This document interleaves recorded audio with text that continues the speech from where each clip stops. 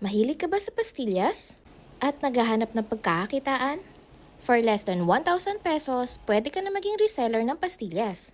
Meron ako na-discover, ito ang Jobert Sweets. Marami silang flavored pastillas at iba pang products. Kaya tara, tikman natin to. First, ang original pastillas nila. Classic na talaga ang pastillas sa panghimagas natin mga Pilipino. Itong version nila, tama lang ang tamis. Next naman, ang Yema pastillas. Ito yung yema na tama lang ang tamis. Next naman natin tikman itong assorted pastillas. Favorite namin dito yung pink.